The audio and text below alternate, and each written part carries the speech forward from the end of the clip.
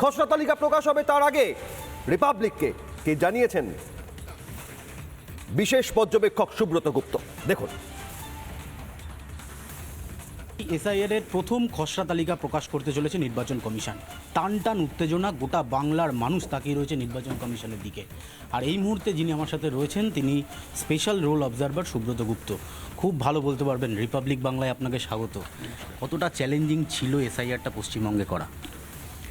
কিছু কিছু চ্যালেঞ্জ তো ছিলই, এখানে প্রযুক্তিগত কিছু চ্যালেঞ্জ ছিল, পরিকাঠামোগত কিছু চ্যালেঞ্জ ছিল। সেসব চ্যালেঞ্জ আমরা পার করে এসেছি এবং আপনারা দেখেছেন যে ইতিমধ্যে যে রোল তৈরি হয়েছে, ড্রাফট রোল, তার কাজ এখন পুরোদমে চলছে।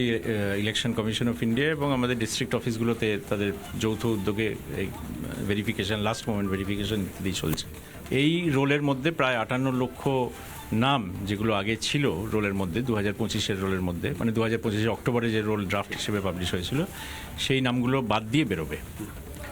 তো আমরা ধরে নিতে পারি যে এই রোল আগের রোলের চেয়ে অনেকটা অ্যাকিউরেট হবে। তারপরে আগামী প্রায় 2 মাস কিছু হিয়ারিং হবে, শুনানি হবে। যাদের যাদের ক্ষেত্রে কোনো না কোনো ডকুমেন্টের বা তথ্যের কিছু গণ্ডগোল আছে, ভুল আছে, তাদের একটা সুযোগ দেওয়া হবে। তারা এসে তাদের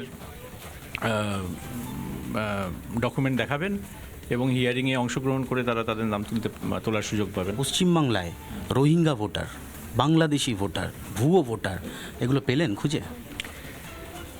কিছু কিছু স্পোরাডিক কমপ্লেন আমরা পেয়েছি, সেগুলো আমরা যে সংশ্লিষ্ট যে দপ্তর জানা এগুলো দেখেন সিটিজেনশিপের ইস্যু, তাদের কাছে রেফার করে দেওয়া হয়েছে। আমি এটাই বলতে পারি আপনাদের যে যাদের রোলে থাকার কথা নয় এরকম যে যারা আছেন, এবং সেগুলোর মধ্যে যেগুলো আমরা ডেটাবেসে পাচ্ছি যে লজিক্যাল ইনকনসিস্টেন্সি আছে, সেগুলো তো বেরিয়েছে এবং সেগুলো শুনানির পরে তাদের বিষয়ে ব্যবস্থা নেওয়া হবে। যথাসম্ভব চেষ্টা করেছেন করার। প্রযুক্তিগত কিছু সমস্যা ছিল, সেজন্য আমরা কিছুটা সমস্যার মধ্যে পড়েছিলাম। ম্যান পাওয়ার নিয়েও কিছু সমস্যা ছিল, কিন্তু সেগুলো সব এখন সলভ হয়ে গেছে। 30 লক্ষ তো রয়েছে, 1,36,00,000 নামের উপর আপনারা ঝাড়াই বোঝাই শুরু করেছেন। আরও নাম বাদ যেতে পারে 58 লক্ষের পর। দেখুন, এই 1,36,00,000 যে সংখ্যাটা আপনি বলছেন, এটা হচ্ছে যেগুলো লজিক্যাল ইনকনসিস্টেন্সির ব্যাপার। এই লজিক্যাল ইনকনসিস্টেন্সি যে কেসগুলো, তার মধ্যে কোনগুলোকে পরীক্ষা করা হবে, আরও বিশদভাবে পরীক্ষা, আরও গভীরে গিয়ে পরীক্ষা করা হবে, এটার নির্দেশ ইলেকশন কমিশন দেবে। ইলেকশন কমিশন আমাদের যখন জানাবে যে তারা কী পদ্ধতিতে বা কীভাবে এগুলো পরীক্ষা নিরীক্ষা করতে চায়, তারপরেই এটা সিদ্ধান্ত নেওয়া সম্ভব যে কোনগুলো বাদ যাবে বা যাবে না। অর্থাৎ গোটা প্রক্রিয়া শুনানি পর্ব শুরু হওয়ার পর থেকে কিভাবে হবে স্পষ্ট করলেন রোল অবজারভার সুব্রত গুপ্ত। বেলা 12টার মধ্যে প্রকাশ হবে আজ খসড়া তালিকা। Booth level officer, booth level agent, তাদের কাছে তালিকার হার্ড কপি পৌঁছে যাবে।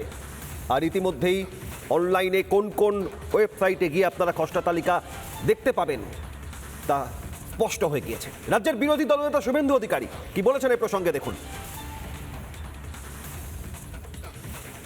সংখ্যা বেরো, এখনই আর গল্প করে লাভ। 14 ফেব্রুয়ারি 2026 কথা হবে। তো সবে সকাল ব্রেকফাস্ট হবে, লাঞ্চ হবে, তারপরে চা খাবে বিকালে, তারপর ডিনার হবে, তারপর তো 14 ফেব্রুয়ারি কমপ্লিট। নানা ধরনের কন্টেন্ট দেখার জন্য লাইক করুন, শেয়ার করুন আমাদের ফেসবুক পেজ, সাবস্ক্রাইব করুন আমাদের ইউটিউব চ্যানেল। পাশাপাশি অন্যান্য ব্রেকিং নিউজের জন্য অবশ্যই চোখ রাখুন রিপাবলিক বাংলায়।